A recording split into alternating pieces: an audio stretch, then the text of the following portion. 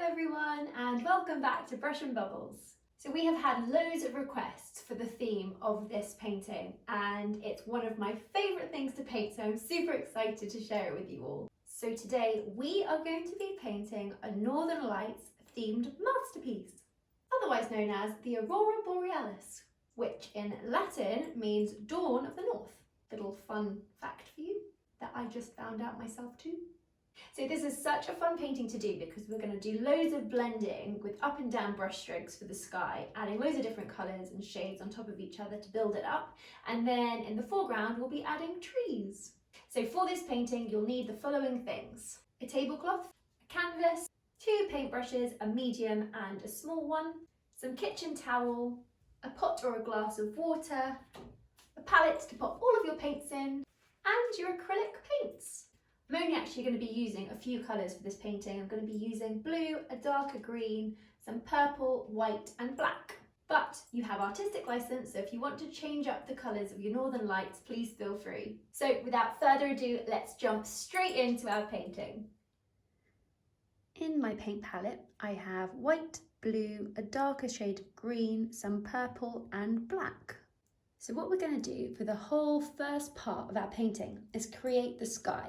Now this is really fun because we're just going to start adding different layers over the top, and we're essentially just going to use our medium brush and add sort of swoops to the sky, going in upwards and downwards motions to create the sort of Northern Lights looking effect. So what I would tend to do is we'll start with a slightly darker shade, maybe blue and maybe green together, and then we'll sort of gradually get a little bit lighter by adding some white into the paint as well.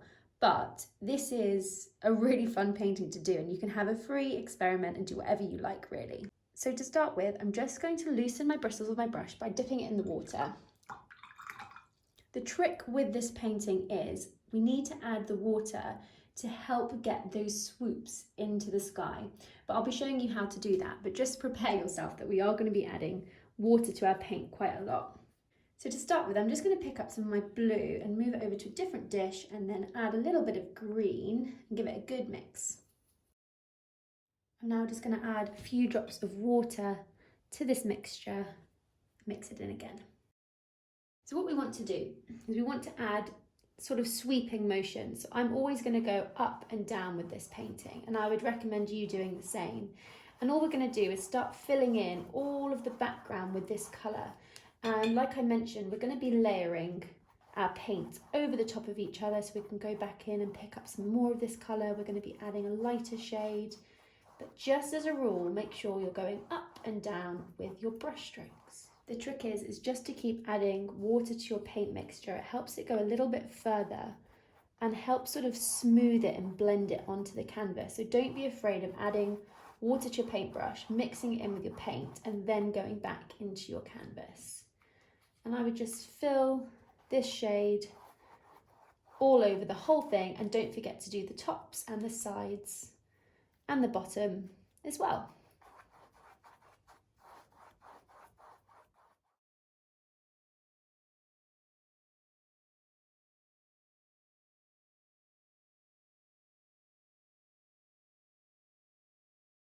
So once you've got that first layer of blue onto your canvas, and you can see there are a few streaks in there already where some areas are a little bit thicker with the paint and some are a little bit more watered down, but that looks good with this kind of painting because we want the sky to be really textured and colourful.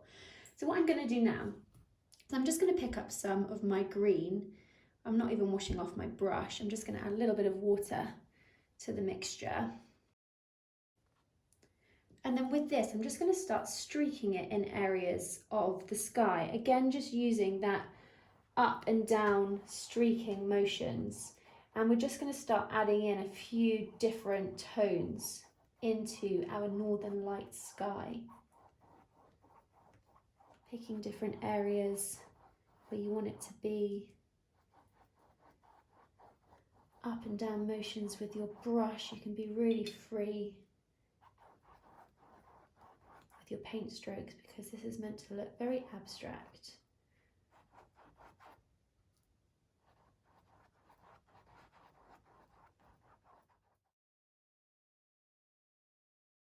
So what we want to do now is start lightening up our colours. So all I'm going to do is pick up some of my green and move it over to a different dish. I'm just going to add a little bit of white to it and give it a good mix. It's also going to add in a few drops of water again.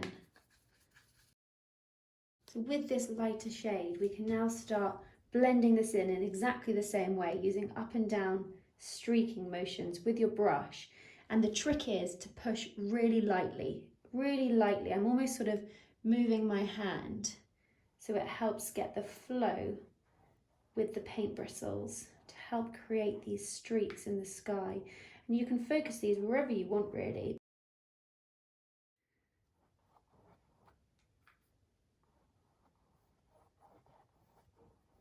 Just going to start slowly building up these shades.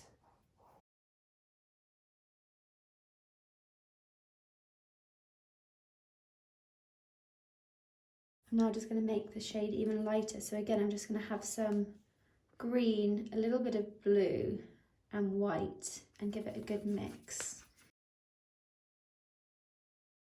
And we're going to have our trees down at the bottom, so it's quite nice to sort of have them disappearing behind the trees. Again, just swooping your brush up. Can you see it sort of gives it that streaky-like effect?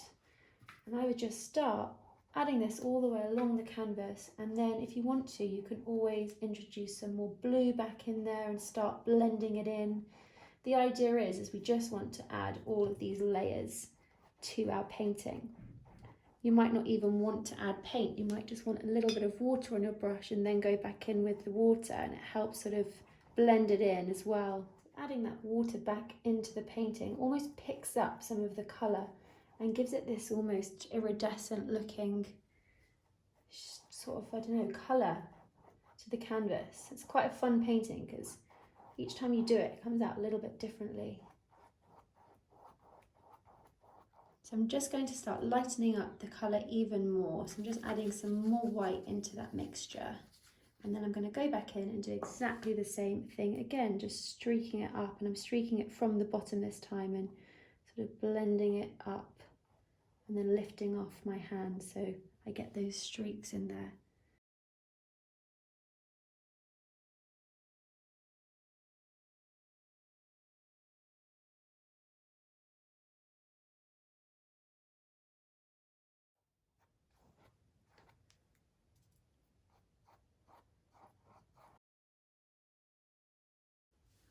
All I'm doing now is just adding water to my brush and then going back in, and what it does is it sort of picks up some of the paint. So you can see the white of the canvas through, but because this paint is quite pigmented and bright in shade, it pulls it up, but it gives it this lovely glowy effect. So you can always experiment with that. So just water on your brush and then overlapping it and picking up some of the paint with that water.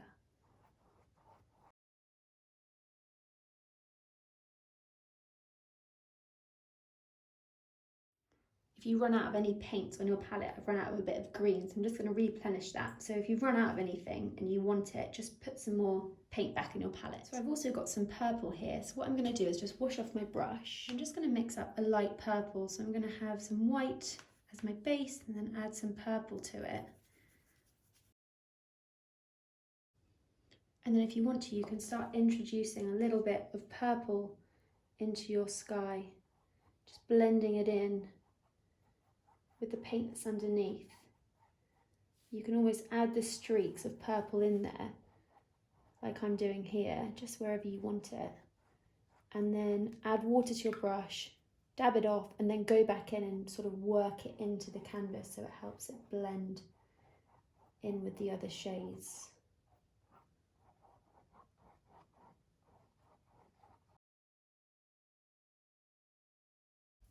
So I'm now going to go back to my green and I'm going to mix up a really light shade of green.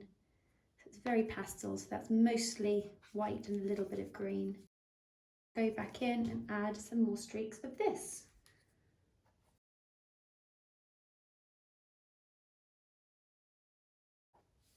It's up to you how much you blend the paint as well, because if you don't overly blend it, it's a little bit brighter, which you might like in certain areas.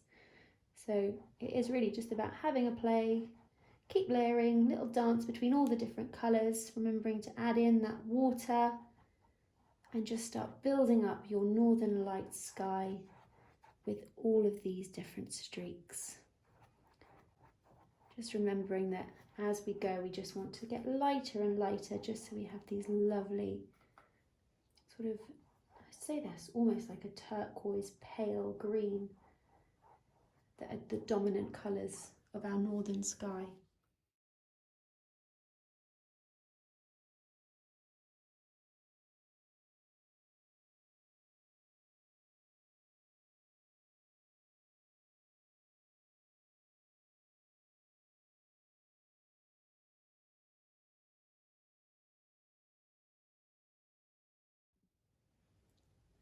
So I'm just going back in with some more very light green just to add in those streaks of that colour.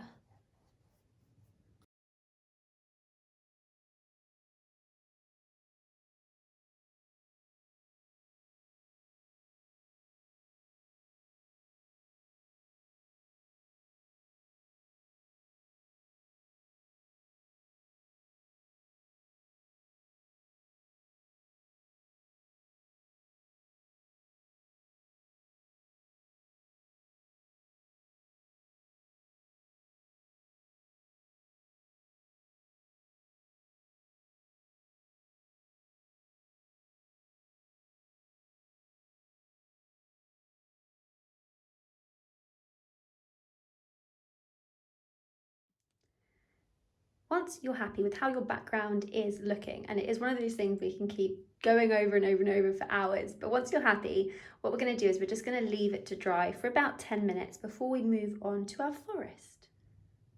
Once our background is lovely and dry, we're now going to move on to our trees. So if you don't want to do trees, you could always do mountains in the foreground as a silhouette instead, just by doing different shaped triangles along the bottom of the canvas. But if you do want to do trees, I'm going to show you a couple of different ways of doing them. So the first one I would suggest doing is with your medium brush, and all we're going to do is use black paint. So I would just add a little bit of water into your black and give it a good mix. I'd then just brush off any of the excess paint so we haven't got too much on our brush before we go into our canvas. So what you can do using the very tip is just carefully place the bristles onto the canvas and then drag the paintbrush down in a straight line. I'd also suggest just wrapping it around the base as well so we can cover it all up. Now there's two options with the trees. The first option I'm going to show you is just still using this medium brush, and I would sort of come down a couple of centimetres from the top, and what you can start doing is just brushing the bristles lightly onto the canvas, starting from the middle and then bringing them out longer and longer and longer until you get all the way down to the base of the canvas. You can be quite choppy with this and abstract. We're just going to get in the basic shape of the tree. And then what you can start doing is going back in and doing exactly the same thing, but almost just filling up these little gaps. So at the moment it looks like a bit of a skeleton of a tree. So just carefully you can start filling in the gaps, doing little jagged movements with your brush. So that's one way of doing the trees. And then when you get to the top, you can almost use the corner of that brush and just brush out a few little branches all the way along the top. The way I like to do the trees though is using my smaller brush. So I'm just going to show you one next to it, and then I might just go over this so it matches. I'm just going to pick up some of my paint, again just brushing off any of the excess. And again, I'm just going to start by drawing a line down.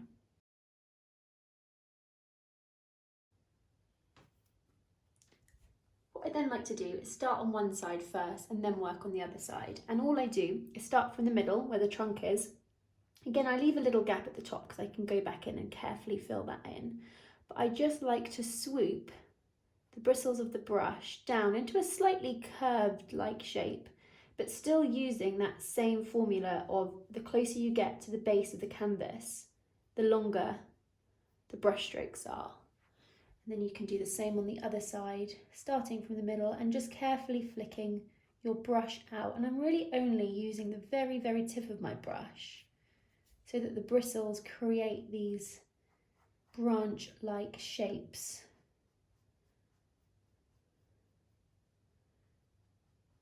Just make sure that the middle is all nice and filled up, and then I wrap it around the base of the canvas as well.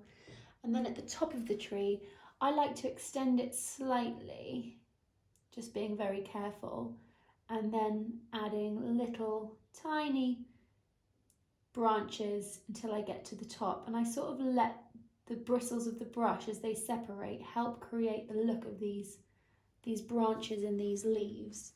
As you can see, it sort of gives you a tree-like looking shape just by using the very tip of the paintbrush. If you want to, you can always give these trees a little practice on some paper first before you go into your canvas. And what I like about this is if you hate them, you can always just cover them up with a hill or a mountain instead. So I'd always say give it a go. But it just depends what technique you prefer. So I prefer this look, so I'm just going to go back onto this tree and just sort of fix it up slightly.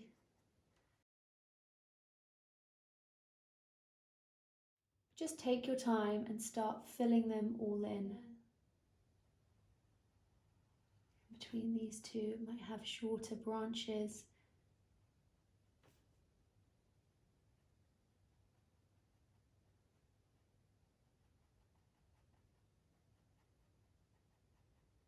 Just always start from the base, always start from the middle of the tree, the trunk. And then as you meet the other trees, this is where they'll naturally overlap. So I know it seems quite weird, you get to this area and you're thinking, oh no, it's all going to be black, but actually once you take a step back, it works quite well. It looks like there's lots of trees in the foreground of our painting.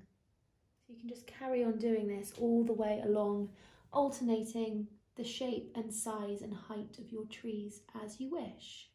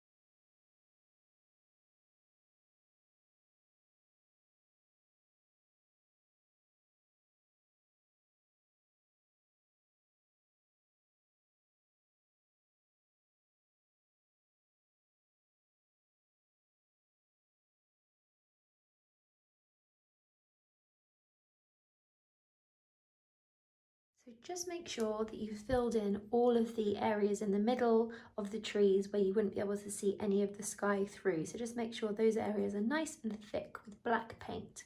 And then once you're happy with your trees, we can just give our little brush a good wash in our water. Once our brush is nice and clean, what we can do as a little extra is just add a couple of little clusters of stars in the sky. So with your small brush, just pick up a little bit of white paint, and all we're going to do is do little dots on our canvas in the sky, just as like little clusters. And you can have some by themselves and others all together, but just carefully pick up that paint, decide where you want it to go. And I normally focus the stars on the area of the canvas in the sky where the sky is a bit darker. So they wouldn't necessarily be right smack bang on top of any of the green, bright northern lights. I think they're probably more scattered in the distance in the darker areas. So I'm just going to start dotting some little stars on my canvas in the sky Again, just having little clusters of them in different formations and shapes. You can wrap them around the side of the canvas or around the top, but just add in as many or as little as you like to your painting.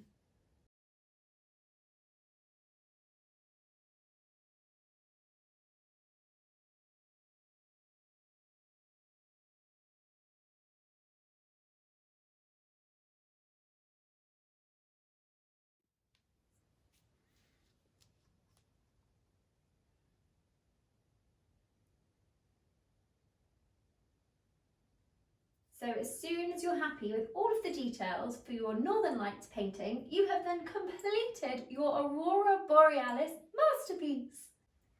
I hope that you all enjoyed that. Thank you so much for watching, and if you want to check out any of our other at-home tutorials, just click on the link above and it will take you to some other paintings just like this. Equally, if you enjoyed painting this with me today, please just give us a little thumbs up because it means the world to us. And if you have any requests for future paintings, just pop them in the comments below and we will see what we can do really soon. Thanks everyone!